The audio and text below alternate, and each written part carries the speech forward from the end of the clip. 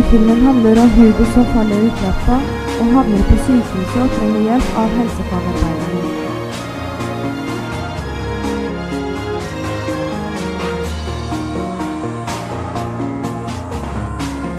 Vi vil bli helsefagarbeidere for å hjelpe mennesker i ulike situasjoner.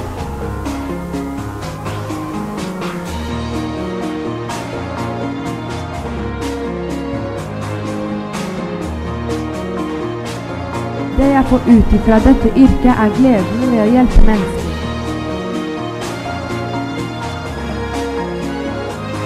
Å se brukerne får dekket alle sine grunnleggende behov.